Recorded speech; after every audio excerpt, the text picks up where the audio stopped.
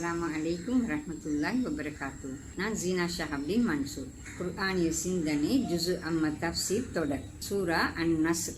ஏற்கனவே இறை தூதர் முகமது ஸல்லல்லாஹு அலைஹி வஸல்லம் அவர்கள் பல வெற்றிகளை கண்டிருந்தாலும் மக்கா வெற்றியை இந்த அத்தியாயம் குறிப்பிட்டு கூற காரணம் இதுவே வெற்றியின் பூரண நிலை என்பதனாலாகும். மக்காவை சூழ இருந்த அரபு சமூகத்தினர் மக்காவையே தமது தலைமையாக ஏற்றிருந்தார்கள். எனவே மக்கா பணியாமல் அரபு சமூகத்தினரை பூரணமாக வெற்றி கொள்வது சாத்தியமானதல்ல. இக்கருத்தை இமாம் புகாரி கீழ்வருமாறு பதிவு செய்கிறார். அம்லிப்னு சலாமா கூறினார், மக்கா வெற்றி கொள்ளப்பட்டதும் ஒவ்வொரு சமூக பிரிவினரும் அவசரமாகவே இறை தூதர் ஸல்லல்லாஹு அலைஹி வஸல்லம் அவர்களிடம் போய் தாம் இஸ்லாத்தை தழுவிவிட்டதாக அறிவித்தனர். அரபு கோத்திரங்கள் தாம் இஸ்லாத்தை தழுவதற்கு மக்கா வெற்றியை எதிர்பார்த்திருந்தார்கள். அவரையும் அவரது கூட்டத்தினரையும் விட்டுவிடுங்கள், அவர்களை வெற்றி கொண்டால் அவர் நபியே என ஏற்கலாம் என்றவர்கள் சொல்லி வந்தார்கள். ஆதாரம் சஹீஹ் புகாரி. இந்த அத்தியாயத்தின் ஒரு பிரயோகத்தை இங்கு கவனத்திற்கொள்ள வேண்டியுள்ளது. உதவி வெற்றி இரண்டையும் ஒன்றாக இணைத்து இறை உதவியும் வெற்றியும் என வசனத்தில் பிரயோகிக்கப்பட்டுள்ளமை கொடுக்கும் கருத்து என்பதே அதுவாகும். வெற்றி என்ற சொல்லின் அரபு பதம் ஃபத் என்பதாகும். நாடுகளை வெற்றியுள்ளல் என்ற கருத்திலேயே அது அல் குர்ஆனில் பாவிக்கப்படுகிறது. நஸ்ர் என்பது உதவி என்ற கருத்தை கொடுக்கும் அரபு பதமாகும். நஸ்ர் என்ற அரபு பதம் அடிப்படையில் அக்கருத்தையே கொடுக்கிறது. வெற்றிக்கு இறை உதவியே அடிப்படையாக இருந்தது என இப்பிரயோகத்தின் மூலம் இவ்வசனம் கூறுகிறது. மக்கா வெற்றி இவ்வசனம் குறிப்பாக குறிக்கிறது என கூறினோம். அந்த வகையில் இதற்கு முன்னாலான 21 வருடகால உழைப்பையும் போராட்டங்களையும் எடுத்து ஆராய்ந்தால் இறை உதவியை திட்டத்தெளிவாகவே அங்கு காண முடியும். மனிதன் எப்போதும் வரலாற்றின் சாதாரண ஓட்டத்தின் போது இறை உதவியை அவதானிப்பதில்லை. வரலாற்றின் எதிர்பாராத திடீர் திருப்பங்களின் போதுதான் மனிதனுக்கு வரலாற்றை இயக்கும் நுணுக்கமான ஒரு சக்தி இருப்பதை அவதானிக்க முடிகிறது. நபிமார்களும் அவர்களது நெருங்கிய தோழர்களும் உண்மையான இறை நம்பிக்கையாளர்களும் அப்படியானவர்கள் அல்ல. அவர்கள் எப்போதும் இறை உதவியை அவதானித்தபடியேதான் வரலாற்றை இயக்குவார்கள்.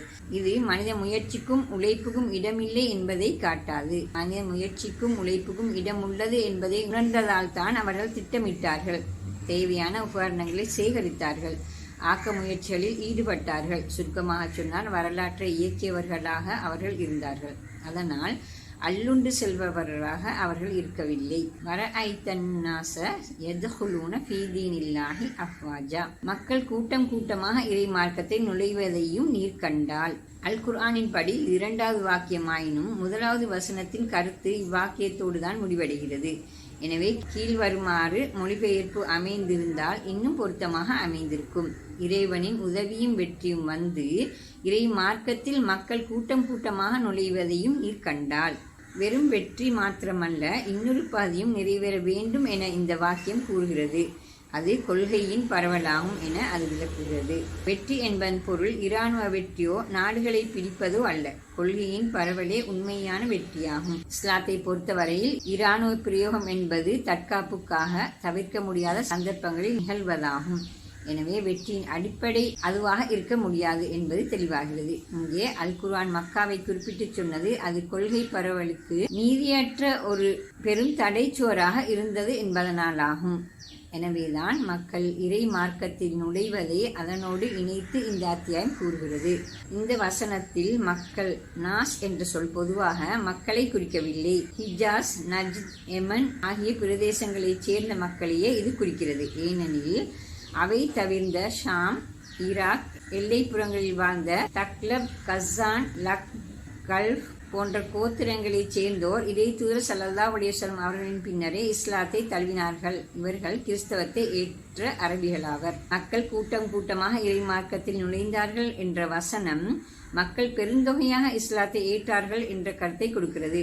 இது உண்மையில் ஒரு வரலாற்று உண்மையாகும். மக்கா வெற்றியின் அடுத்த ஆண்டு, அதாவது ஹிஜ்ரி 9ஆம் ஆண்டு, தூது கோஸ்டியல் ஆண்டு, ஆமுல் உபூத் என இறை தூதர் ஸல்லல்லாஹு அலைஹி வஸல்லம் அவரது வரலாற்றில் அழைக்கப்படுகிறது. அதாவது அவ்வாண்டில் அரபு தீபகற்பத்தின் நாலாபுறங்களிலிருந்தும் அரபு கோத்திரங்கள் தத்தமது தூது கோஷ்டிகளை அனுப்பி இஸ்லாத்தை ஏற்றார்கள். அவ்வாண்டில் 70க்கும் மேற்பட்ட தூது கோஷ்டிகள் வந்ததாக வரலாற்றாசிரியர் குறிப்பிடுகிறார்கள்.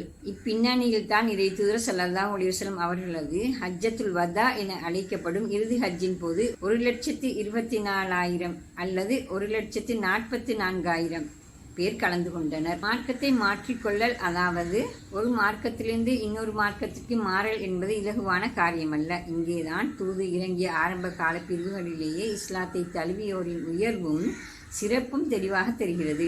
அவர்கள் இறைவனையும் அவனிடம் இருப்பவற்றையும் உயர்வாக கண்டு தமது மனோ இச்சைகளையும் உலக செல்வங்கள் மீதான பற்றையும் விட்டார்கள்.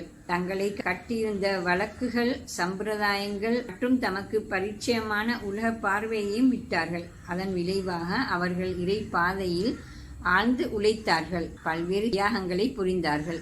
இப்பின்னணியிலேயே மக்கள் கூட்டமாக இறை மார்க்கத்தில் நுழைவது கண்டு சந்தோஷப்பட்டார்கள். இறை மார்க்கத்தில் நுழைந்தவர்களோ 20 வருட காலமாக அவர்களை இழிவுபடுத்தியவர்கள், அவர்களில் பலரை சித்திரவதை செய்தவர்கள், கொலையும் கூட செய்தவர்கள். ஆனால் அவர்கள் மன்னித்தார்கள், அவர்களை சகோதரர்களாக ஏற்றுக்கொண்டார்கள். இறை பிரக்ஞை, உயர்ந்த நற்செயல்கள் என்பவற்றிலேயே அவர்களோடு அவர்கள் போட்டியிட்டார்கள். இப்பின்னணியில்தான் ஆயுத போராட்டம் என்பது அதுவே ஒரு இலக்கன்று. உயிர்களை கொள்வது அதன் நோக்கமல்ல என்பதை இங்கே உறுதிப்படுத்துகிறோம். அதாவது முஸ்லிம் அல்லாதாரை அவர் இஸ்லாத்தை ஏற்கவில்லை என்ற காரணத்திற்காக கொள்வது அதன் நோக்கமல்ல. அது தன்னை காத்துக் கொள்வதற்காக தற்காப்பு போர் மட்டுமே ஆகும். இதனை ஏற்கனவே 2வது வசனத்தின் போது விளக்கினோம். அதே கருத்தை மீண்டும் இங்கே வலியுறுத்துகிறோம்.